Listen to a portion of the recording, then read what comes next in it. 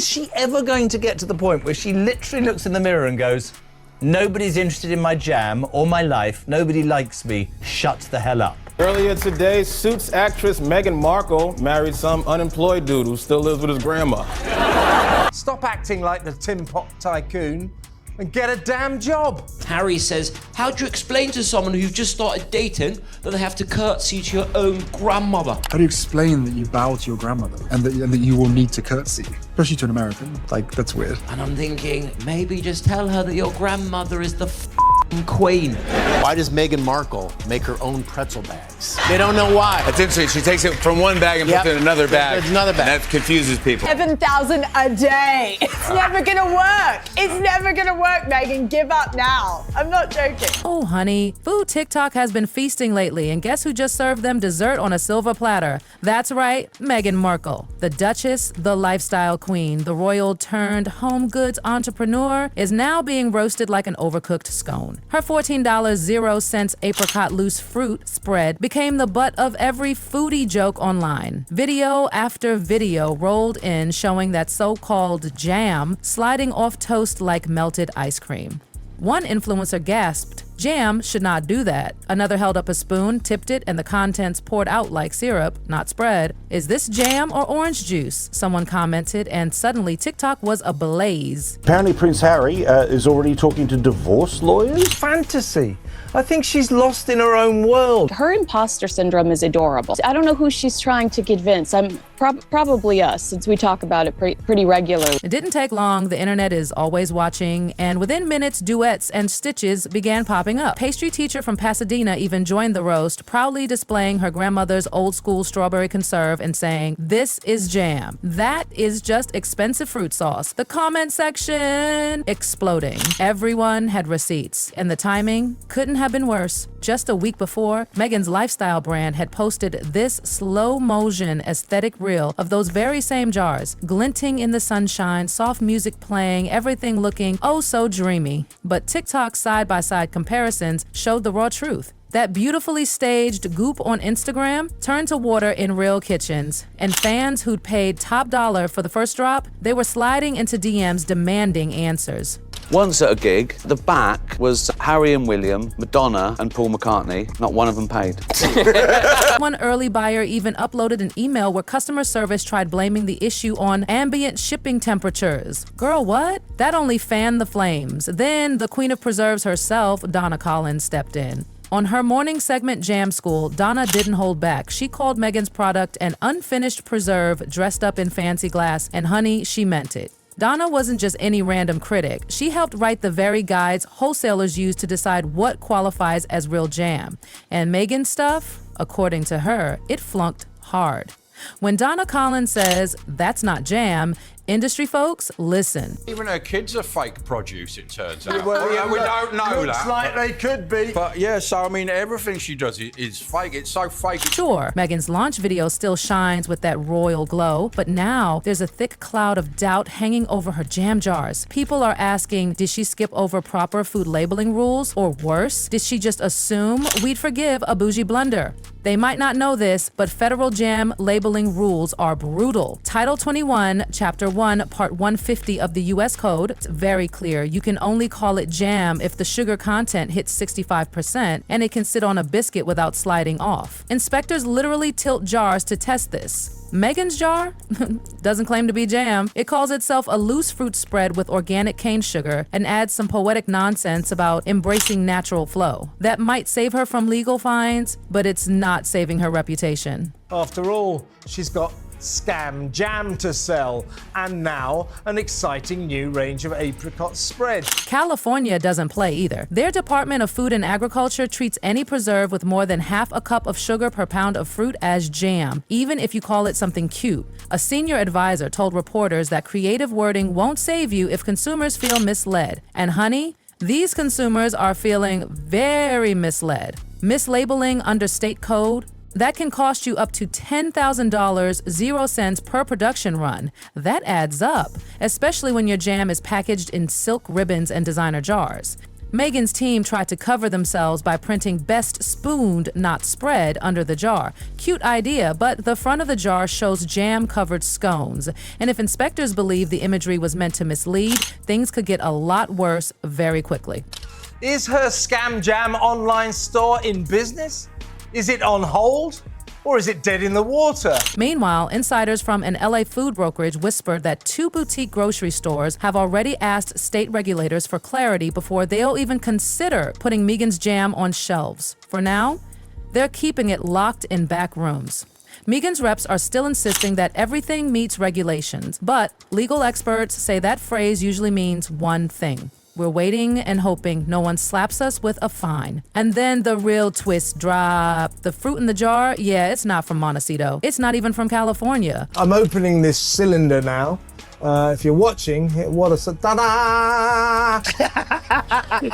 A paper trail surfaced? Because of course it did. Someone tracked a shipment of 2,500 pounds of apricot puree extra choice grade, leaving Konaki, Illinois, and heading straight to a co-packing facility in Oxnard, California. The shipper. Prairie Fruit Solutions, a budget processor known for supplying cafeterias and discount yogurts. Price per pound, just 32 cents. After freight and other costs, that puree hits California at about 55 cents a pound. Then it gets a little sugar, a dab of pectin, and it's dumped into hexagonal French jars. Those jars cost $1.20 a piece when bought in bulk. Add printed labels, ribbons, and wax seals, and you're still looking at under $2.00 in materials. But Meghan's online checkout rings you up at $14.00 before shipping. Subtract a little for labor and utilities, and boom, her markup is nearly 400%. And unlike other gourmet brands that boast heirloom fruit or estate-grown ingredients, Meghan's royal recipe starts with commodity puree from a factory halfway across the country. It tastes of entitlement,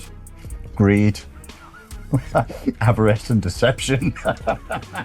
When Reddit got hold of that supply chain map, all hell broke loose. Headlines screamed royal ripoff, and food watchdogs had a field day. One freight dispatcher in Chicago even confirmed that 3 more pallets were heading to California, proof that this wasn't a one-time harvest. It's a pipeline. Under U.S. labeling law, if your primary processing happens in Illinois, you can't claim that your jam is California-made. So now, Meghan's entire Montecito branding aesthetic might land her in legal hot water. But you know what really set people off? That price tag. People are fine paying more for luxury if it feels honest, but $14.00 for 8 ounces of runny toast sauce? Online sentiment flipped hard. And then came the biggest trick in the celebrity business playbook, the fake sellout. Meghan, it's just like we see right through your fake behavior, and no amount of saying how kind you are is going to make people think, oh, isn't she so kind? All of the nasty things you have done, we know. Meghan's Instagram screamed, sold out in 20 minutes in delicate pink font. Flame emojis and heart-eye reactions filled the comments. But behind the scenes, one boutique distributor spilled the truth.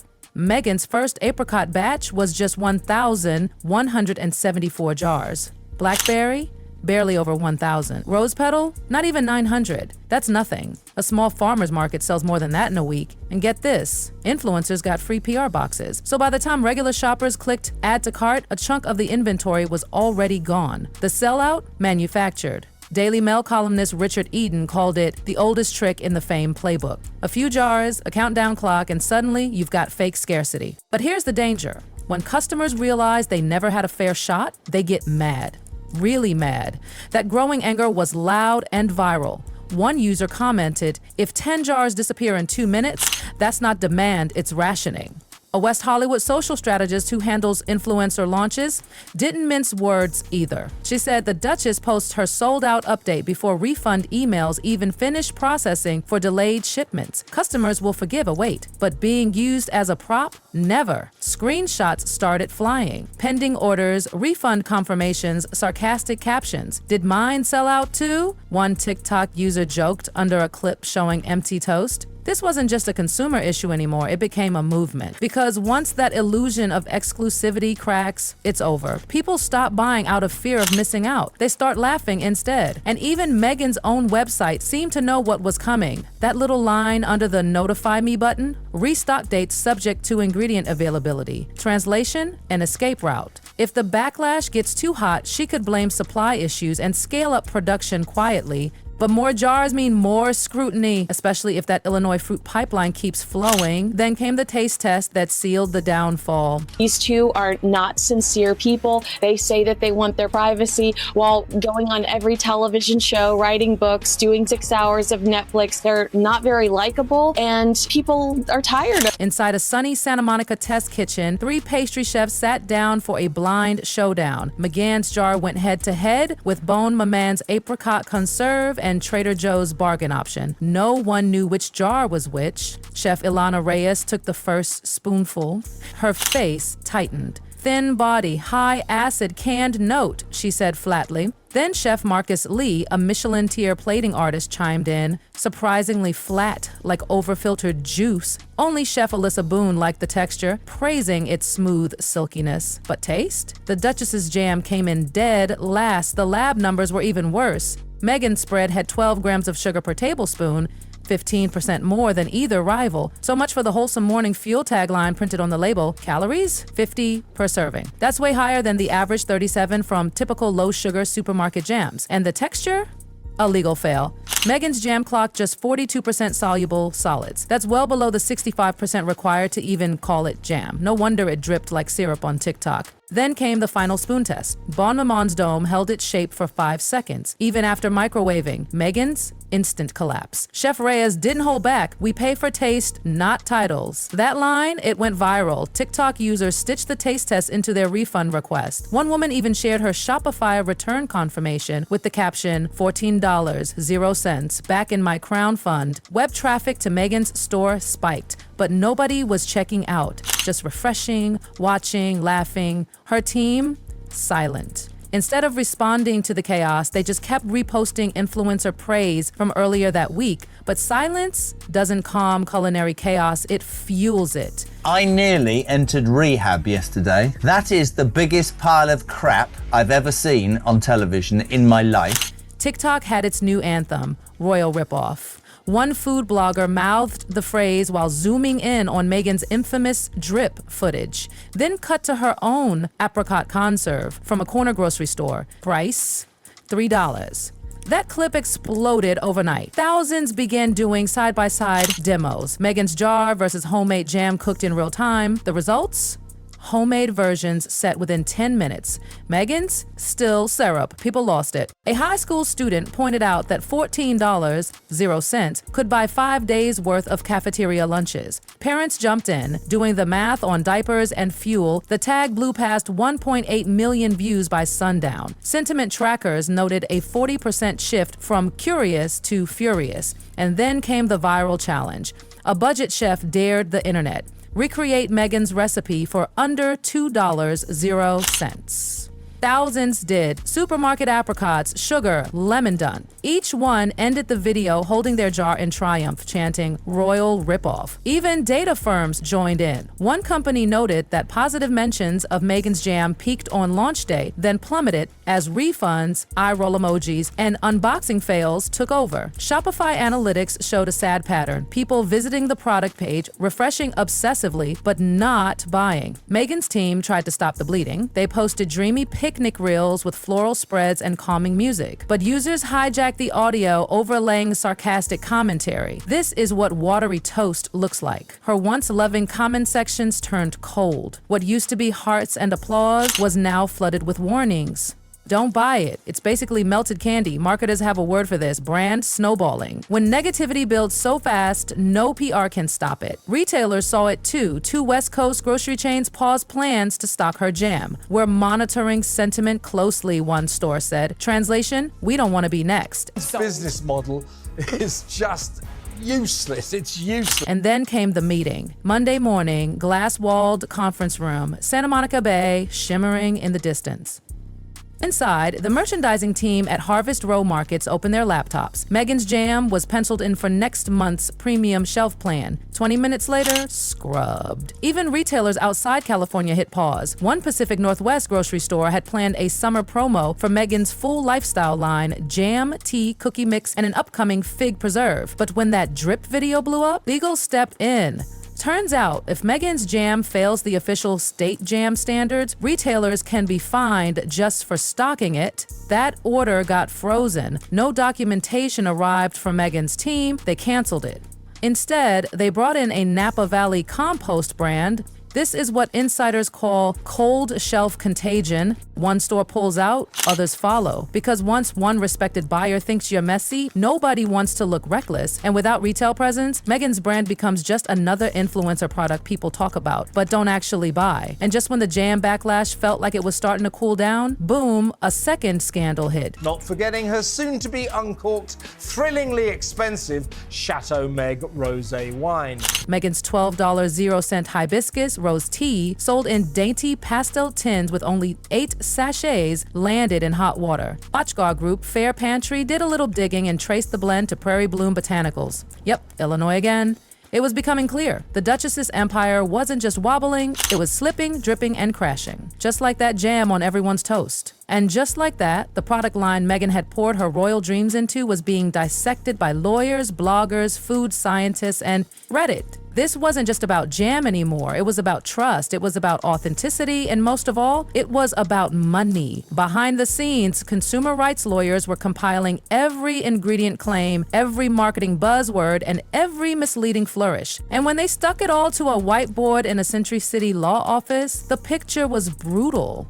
Lead partner Nee Porter, a legal expert in deceptive pricing cases, had seen enough. She called it celebrity or a surplus, a fancy phrase for charging insane markups just because a famous face is stamped on the jar. So now, Meghan's side is reportedly scrambling. Close your eyes, picture this. Scene 1, redemption. It's a breezy California morning. Meghan gets an email from her team, let's fix it. Because in 2025, even jam can start a firestorm. And as the Duchess is learning, once you light the match, the internet never forgets.